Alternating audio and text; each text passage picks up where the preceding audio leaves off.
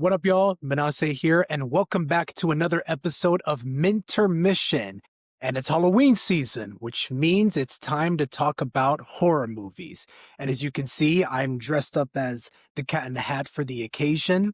So for this episode, I am going to give you my top 10 favorite horror movies of all time. Now, horror is one of my favorite genres in movies. I'm always checking out for new horror films that are coming out, checking out horror films that I haven't seen, whether they're old classics or some modern ones. And sometimes I'll rewatch horror films that I love just to see if they still hold up. So, because of all that, my list is very dynamic. It can change constantly. But right now, this is what the list looks like. So kicking off at number 10, I have Tucker and Dale versus Evil. I love this movie quite a bit. I like how it flips the killer hillbilly trope on its head with these two friendly hillbilly guys who are mistaken as killer maniacs by a group of college students. And the humor comes from the most ridiculous accidents that occur as these students are trying to rescue each other, but it leads to some hilarious moments from Tucker and Dale. It's just so much fun to watch. It doesn't take itself too seriously, but the moral of the story is you shouldn't judge a book by its cover. Just because someone looks creepy and scary doesn't always mean that they are, which I guess it's easier said than done, but it's still a good message nonetheless. So that's my number 10. At number 9, I have Ridley Scott's Alien. And this is my favorite Alien movie from the franchise. I love Alien. It's suspenseful. The xenomorphs are scary. And it's a movie that perfectly captures the feeling of claustrophobia and anxiety as you're watching these astronomers trying to defend themselves against a xenomorph when they're in an enclosed space in their ship. And on top of that, you got Ellen Ripley, who's one of the most iconic characters in cinema. So that's my number 9.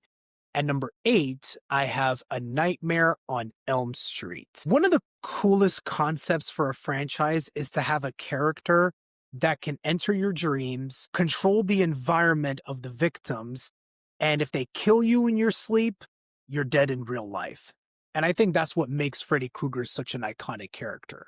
Also, him being funny is another key part of his appeal, with his sinister one-liners and his jokes before he kills his victims. And sure, the dialogue can be cheesy at times, but it's a product of its time, so that didn't really bother me all that much. But, there's just something very scary about not feeling safe when you go to bed and having to force yourself to stay awake 24/7 to save your own life. So that's my number 8. At number 7, I have Terrifier 3. Now, I'm a sucker for the Terrifier movies. They're so fun to watch. I get that it's a polarizing franchise and it's not going to be everyone's cup of tea, but I still love them. Just the combination of the over-the-top gory special effects with its effective villain that's Art the Clown and its homage to classic 80s slasher films are what makes it appealing to me. And I guarantee you, no matter how many slasher films you've watched, you have never seen kills done like this. Art the Clown is a murder connoisseur. And it was tough for me to choose between Terrifier 2 or 3 to put on my list because they're both very close as far as quality. But I gave the edge to Terrifier 3 just because I think it's more fun to watch. And also, I really like the Christmas setting that's set in that movie. So that's my number 7. And number 6, I have Nosferatu. This is my favorite Robert Eggers film and it might be my favorite vampire movie. I rewatched this film a couple weeks ago since I first watched it in theaters last year, and I enjoyed it even more upon rewatch. What makes Eggers a special filmmaker is his commitment to historical accuracy with his period pieces and the aesthetics of the eras that he depicts. And I think Nosferatu is Eggers at his peak when he's developing this gothic horror romance story. It's brilliantly acted. The cinematography is great, the score is mesmerizing, and it has some of the creepiest shots that I've ever seen in a horror movie. So that's my number 6. At number 5, I have It, Chapter 1 from 2017. This movie works on so many different levels. You got a bunch of main characters that you can relate to, and you got a villain that's terrifying, but also kind of charismatic and funny. I think the movie captures the teenage male bonding very well, as you see the way they interact with each other and the way they make fun of each other. You just buy into all of it. And also, Bill Skarsgård as Pennywise is chef's kiss. I can't see anyone else playing this villainous role and doing it better than him. And overall, I just think it works well as a coming of age story that has its scary moments, but also has its funny moments. So that's my number 5. At number 4, I have Get Out. This is Jordan Peele's magnum opus. It's rare for someone's directorial debut to be as good as this. I vividly remember watching this for the first time in theaters and being blown away by it. I would have never thought that this comedic actor that I grew up watching from Key and Peele would pull something off like this. It's really unbelievable.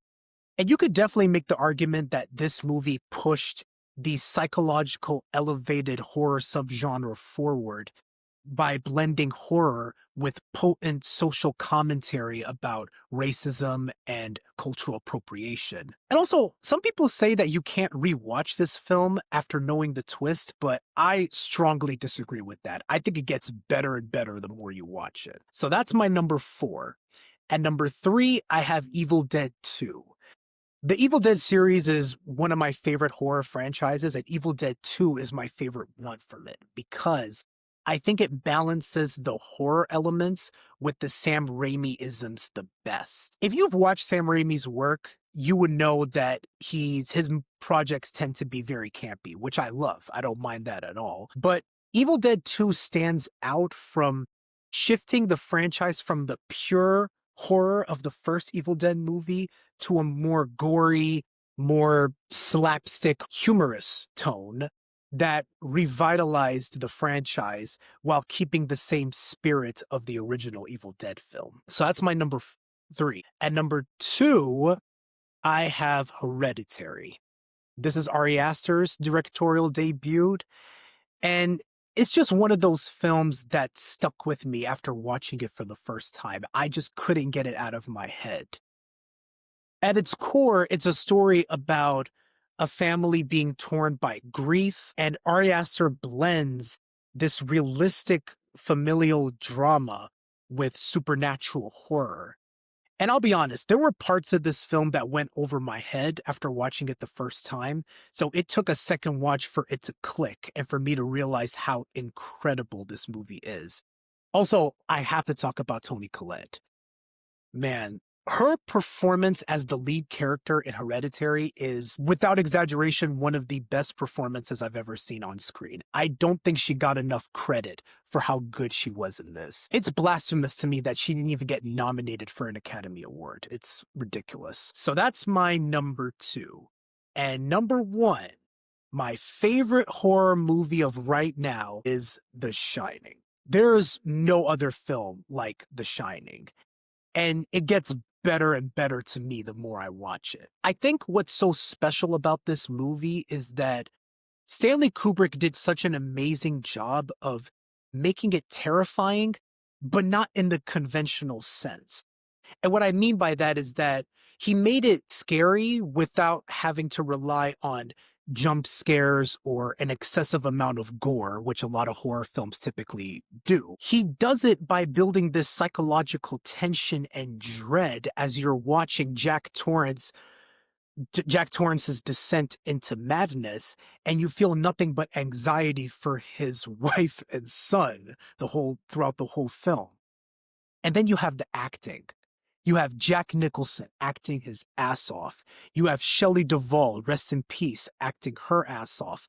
And Danny Lloyd as the kid. He was incredible in it too. And yeah, Kubrick did such a good job with the pacing and creating this mystery where you're like, I don't know what's going on, but I'm here for being confused. So yeah, everything about this film is just amazing to me, and I can't find a single flaw with it. So yeah, those are my top 10 favorite horror films of all time.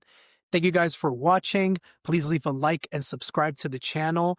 And feel free to share with me your list. What are your favorite horror films of all time? I'd be curious to know.